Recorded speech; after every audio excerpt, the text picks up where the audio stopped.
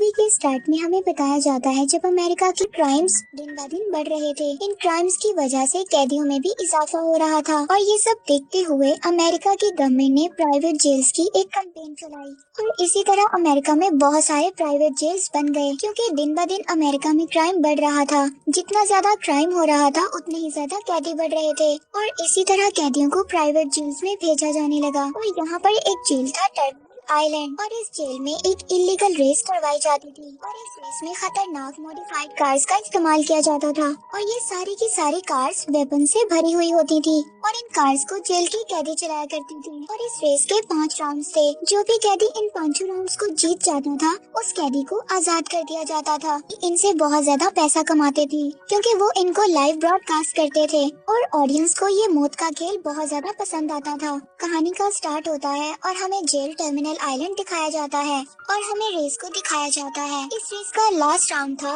इस रेस को फ्रैंकेस्टाइन नाम का एक आदमी जीत रहा था। फ्रैंकेस्टाइन के चेहरे पर एक मास्क होता है और जैसे ही फ्रैंकेस्टाइन इस रेस को जीतने वाला होता है तभी यहाँ पर एक अजीब सी चीज होती है और यहाँ पर हमें पता चलता है कि फ्रैंकेस्टाइन के सारे वेपन्स को डीएक्टिवेट कर दिया गया है। और यहीं पर हम दूसरी कार में एक आदमी को देखते हैं जो कि इस रेस में दूसरे नंबर पर था। वो फ्रैंकेस्टाइन की कार को जोर से टक्कर मारता है। फ्रैंकेस्टाइन की कार में एक लड़की भी होती है जो इसकी पार्टनर होती है। इसका नाम केस होता है। फ्रैंकेस्टाइन केस से कहता है कि तुम कार से उतर जाओ और केस गाड़ी से उतर जाती है। जैसे ही केस उतरती है फ्रैंकेस्टाइन की कार ब्लास्ट के बाद सीन शिफ्ट होता है और हमें जेल के बाहर एक जेनसन नाम के आदमी को दिखाया जाता है। जेनसन एक कंस्ट्रक्शन कंपनी में काम करता है। सब कुछ ठीक चल रहा होता है तभी यहाँ पर अचानक से पुलिस वाले आ जाते हैं क्योंकि ये कंस्ट्रक्शन का काम इलीगल था मगर फिर भी बेरोजगारी की वजह से ये काम लोगों को करना पड़ता था और यहाँ पर पुलिस आकर सब लोगों को मारने लगती है। इस कंपनी के वर्कर्स और पुलिस के दरमियान बहुत ज्यादा फाइट हो जाती है और आहिस्ता आहिस्ता सभी लोग यहाँ से भाग जाते हैं और अब जेनसन भी अपने घर आ गया था। और यहाँ पर हम देखते हैं कि जेनसन की एक हैप्पी फैमिली है जिसमें उसकी वाइफ और उसकी छोटी सी बेटी है और वक्त ऐसे ही गुजर जाता है। लेकिन जेनसन के घर एक दिन एक मास्क वाला आदमी आ जाता है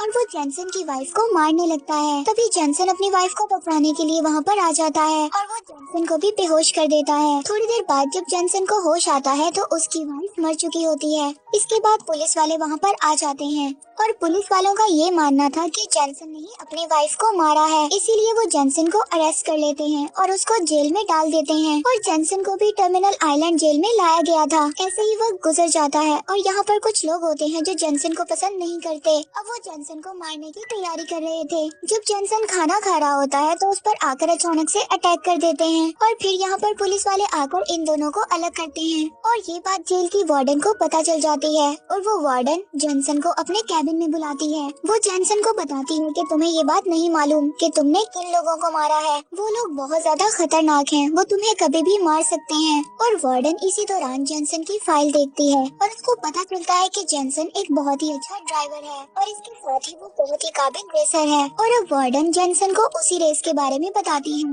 और कहती है कि जो भी कैदी इस रेस को जीत जाता है हम उसको आजाद कर देते हैं। और साथ ही वार्डन जेनसन को फ्रैंकेस्टाइन के बारे में भी बताती है कि उसका पूरा चेहरा जल चुका था। वो मास्क लगाकर ड्राइविंग करता था। लोगों ने आज तक उसका चेहरा नहीं देखा लेकिन लोग उसकी रेस को बहुत ज्यादा पसंद करते हैं। लेकिन अब वो मर चुका है और अब मैं चाहती हूँ कि तुम फ्रैंकेस्टाइन बनकर इस रेस में पार्टिसिपेट करो। लेकिन ये सुनकर जेनसन उसको मना कर देता है। लेकिन वार्डन उसको बताती है कि अगर तुम इसी जेल में रहे तो वो लोग तुम्हें बहुत ज्यादा परेशान करेंगे और अगर तुम इस रेस को जीत जाते हो तो हम लोग तुम्हें यहाँ से आजाद कर देंगे। और फिर ये बात को सुनकर जेनसन हाँ कर देता है और वार्डन उसको कहती है कि बाकी की इन्फॉर्मेशन तुम्हें कोच देंगे और उनको कोच के पास भेज देती है। और यहाँ पर कोच जेनसन को रेस की सारी इन्फॉर्मेशन देते हैं। इस रेस में कोई भी किसी को भी मार सकता है और ये रेस 3 दिन तक चलती है और सबके पास बहुत सारे वेपन्स होते हैं और तुम्हें अपनी कार की स्पीड का भी ध्यान रखना होगा और अगर तुम तीसरे दिन तक जिंदा रहे तो तुम इस रेस को जीत जाओगे।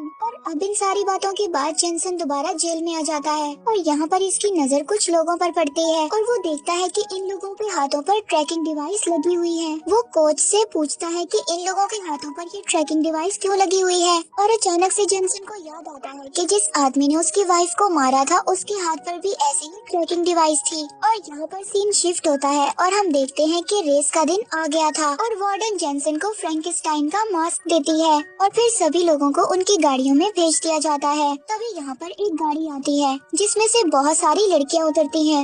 ये लड़कियाँ भी कैदी होती हैं और इनको भी रेस में पार्टिसिपेट करवाया जाता है। और यहाँ पर हम उसी लड़की केस को देखते हैं जो कि फ्रैंकेनस्टाइन की साथी थी और अब वो जेनसन की गाड़ी में बैठ जाती है। लेकिन केस जैसे ही आवाज सुनती है तो उसको पता चल जाता है कि ये फ्रैंकेनस्टाइन नहीं है और अब रेस स्टार्ट हो जाती है और रेस हर जगह पर ब्रॉडकास्ट हो रही थी और टीआरपी पहले की तरह बहुत हाई होती है और जेनसन यहाँ पर खतरनाक तरीके से कार को ड्राइव करता है तो ऑडियंस को लगता है कि ये फ्रैंकेनस्टाइन ही है। और इसी तरह जेनसन की कार सबसे पहले फर्स्ट नंबर पर आ जाती है जिसे ये दूसरा कैदी देखकर उसकी कार को बहुत जोर से हिट करता है और केस उसको कहती है कि अगर तुमने अपनी कार की स्पीड इसी तरह रखी तो आगे जाकर हमें बहुत ज्यादा वेपन्स मिल सकते हैं और हमें पेट्रोल भी मिल जाएगा। और इसी दौरान हम देखते हैं कि रेस के दरमियान कुछ खतरनाक ट्रैक्स को भी बनाया गया था और अगर उन ट्रैक्स से आगे कोई भी कार आ जाए तो वो कार और ड्राइवर दोनों ही खत्म हो जाएंगे। और यहीं पर दूसरा कार ड्राइवर जेनसन पर बुरी तरह से फायर करता है और इसी तरह गोलियों से बचते बचाते जेनसन अपनी कार को लेकर दोबारा फोर्थ नंबर पर आ जाता है और यहाँ पर वो उसी आदमी को देखता है जिसने इस पर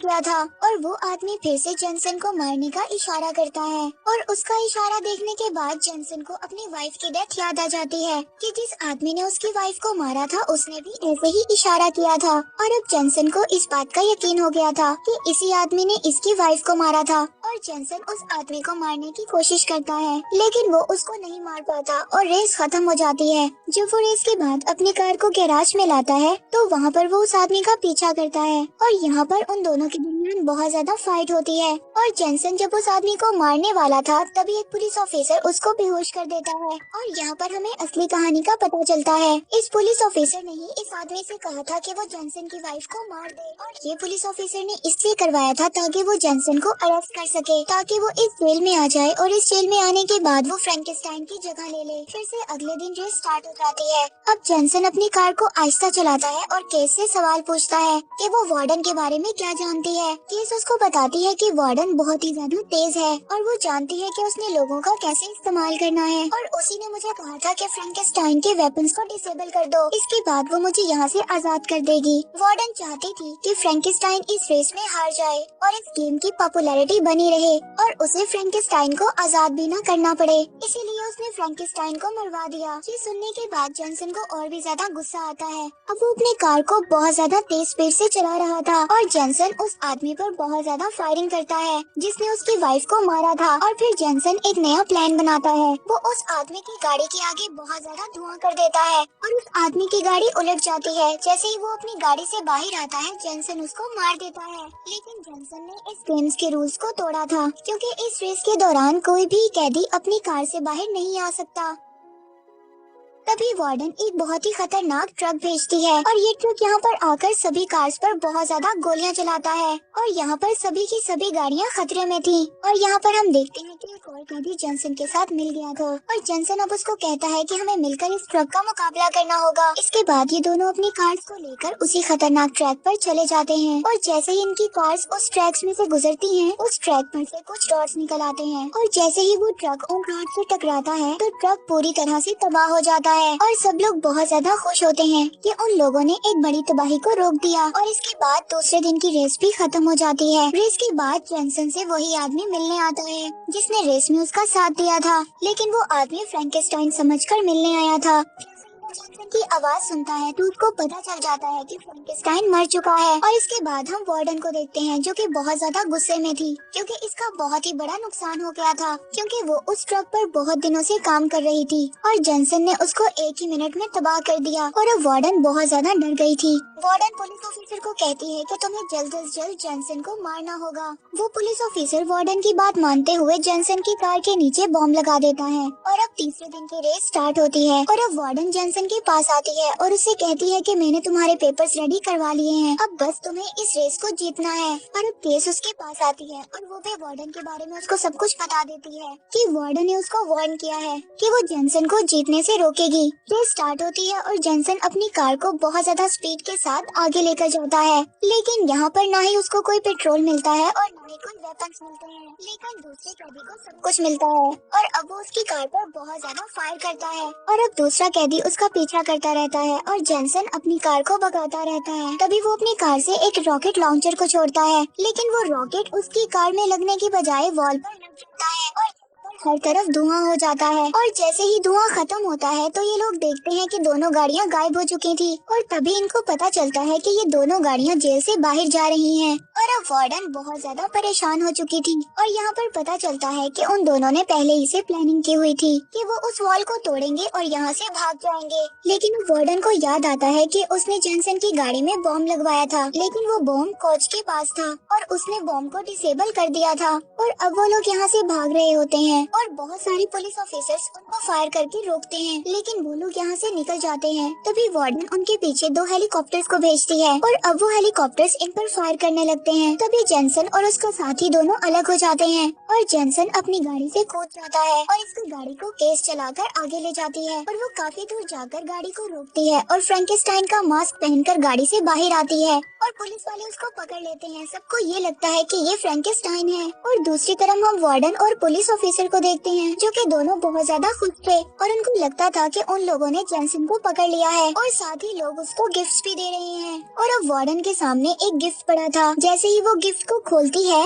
उसको वही बॉम्ब मिलता है जो उसने जेनसन की गाड़ी में लगवाया था। तभी ये बॉम्ब यहाँ पर ब्लास्ट हो जाता है और वार्डन और पुलिस ऑफिसर दोनों मर जाते हैं। तभी हम कोच को देखते हैं क्योंकि इसने ही इस बॉम्ब को भिजवाया था। और दूसरी तरफ हम जेनसन और उसके साथी को देखते हैं जो कि भागते हुए एक ट्रेन में चढ़ जाते हैं। तभी जेनसन कहता है कि पहले मुझे अपनी बेटी के पास जाना है और जैसे ही मुझे आज को देखते हैं जहाँ पर जेनसन और उसका साथी दोनों काम कर रहे होते हैं और ये गैराज जेनसन और इसके साथी का है। तभी एक गाड़ी आती है और इस गाड़ी में से हम केस को उतरते हुए देखते हैं क्योंकि अब केस भी जेल से आजाद हो गई थी और अब केस भी यहाँ पर आ गई थी। जेनसन उसको अपनी बेटी से मिलवाता है और यहीं पर अंदर जाती है।